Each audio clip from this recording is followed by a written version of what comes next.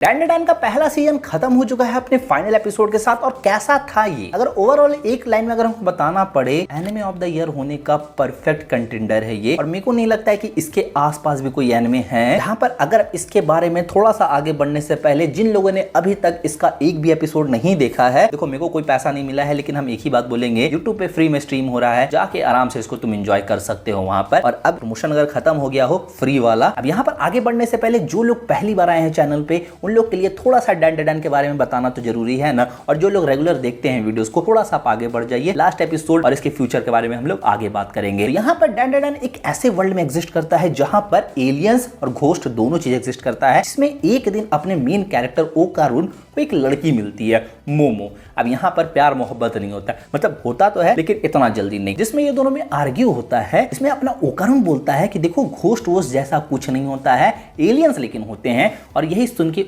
मोमो बोलती है क्या एलियन, छी एलियन थोड़ी ना होता है, घोस्ट होता है। जिसमें ये लोग दोनों एक दूसरे को चैलेंज देते हैं एक ऐसी जगह पे जाने का जहां पर एलियंस और घोस्ट होने का पॉसिबिलिटी है, और दोनों ही सच हो जाते हैं।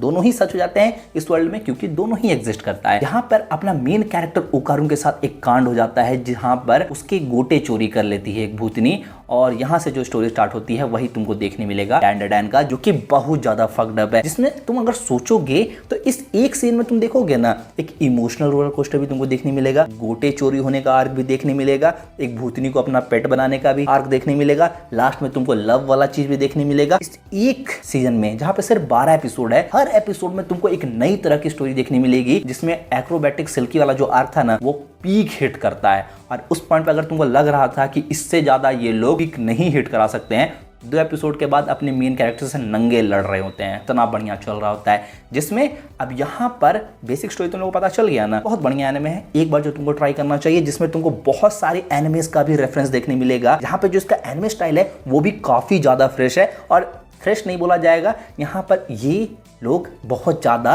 इंस्पायर हुए हैं, क्योंकि बहुत सारा तुमको एनिमे का रेफरेंस देखने मिलेगा कि अच्छा ये तो एनिमे स्टाइल वहाँ का लग रहा है। जहाँ पे जो एनिमे स्टाइल हम ज़्यादा नोटिस किए वो था डेविल मैन क्राई बेबी का, जब अपना ओकारुन ट्रांसफॉर्म होकर दौड़ता है ना, वो सेम अपने उस मेन कैरेक्टर के जैसा लगता है। तो ये चीज़ मेरा नोटिस किया हुआ था, तुमने क्या नोटिस किया हमको कमेंट में जरूर बताना। जहाँ पर अगर अब हम लोग फाइनल एपिसोड पर आ जाए, थोड़ा सा आगे बढ़ने से पहले, तो देखो फाइनल एपिसोड में हम लोग देखते हैं कि ओकारुन, जीजी और मोमो तीनों जाने वाले हैं जीजी के घर पे। लेकिन उससे पहले जो लास्ट एपिसोड में लोगों को डॉल मिला था ना, अब यहाँ पे ये लोग कंफर्म नहीं किए हैं ये डॉल है, मतलब घोस्ट है, एलियन है, लेकिन जो भी है, यहाँ पर जो वो डॉल जिस लड़की को बचाने आया था वो भी एक डॉली थी, वो अब रहेगी मोमो के घर में। जहाँ पे मोमो की दादी स्टार्टिंग में तो नहीं मान रही होती है, लेकिन उसकी सारी जिम्मेवारी वो मोमो को ही दे देती है कि देखो इसको अपना बॉयफ्रेंड से मिलवाना जुलवाना जो करना है, इसकी जिम्मेवारी तुम्हारी है। जहाँ पर वो जो आर्क था ना कि उसका बॉयफ्रेंड दौड़ते दौड़ते आ रहा है, उससे एक्सीडेंट हो जाता है, लेकिन इन द एंड वो वापस आता है। छोटा सा ही आर्क था लेकिन बहुत बढ़िया रहता है। और यहाँ पे तुमको समझ में आएगा कि ये आर्क क्यों डाला गया है। ये आर्क जो था ना एक एपिसोड वाला, ये था ओकारुन के लिए कि तुमको हार नहीं मानना है, तुमको पीछे नहीं हटना है, क्योंकि जो तुम्हारा अल्टीमेट कंपटीशन है और टारगेट है वो तो वही है ना, और उसके सिवा तुमको कुछ नहीं देखना है। और जब जब ओकारुन को लगता है कि भाई वो नहीं कर सकता है,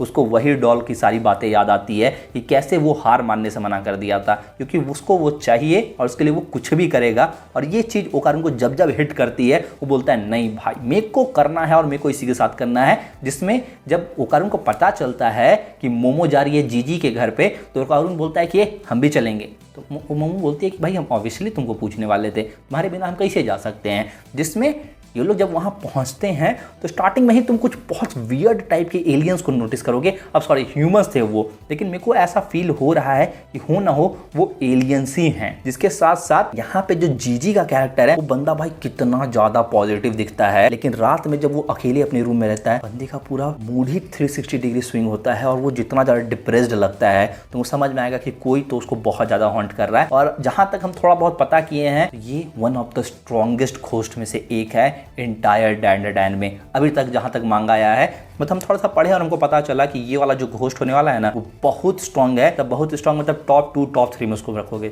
इतना ज्यादा स्ट्रॉन्ग है वो। यहाँ पर उसके बारे में बहुत कुछ तो हम लोग को नहीं बताया गया, लेकिन इसमें ये लोग जब मोमो, ओकारुन और जीजी का घर आते हैं, तो मोमो नोटिस करती है वहां पर तो कुछ नहीं है, जिसमें वो ओकारुन और जीजी को साथ में छोड़ देती है कि ओकारुन थोड़ा सा और फ्रेंडशिप करेगा। क्योंकि तुमको मोरल ऑफ द स्टोरी तो पता ही है, अपना ओकारुन को मोमो को छोड़ के कोई दोस्त नहीं है। तो जीजी ऑफर करता है कि हमको तुम्हारा दोस्त बनना है, जिसमें लोग दोनों थोड़ा बॉन्ड करते हैं। जहां पर जीजी क्लियर पूछ देता कहता होकर उनसे कि तुम क्या लव करते हो मोमो से, जिसमें वो पहले तो बताने से मना करता है, लेकिन जब वो देखता है ओकारुर कि जी बहुत तारीफ कर रहा है तो ये भी कूद के आता है कि हम भी करते हैं, ऐसे ऐसे दोनों में चल रहा था।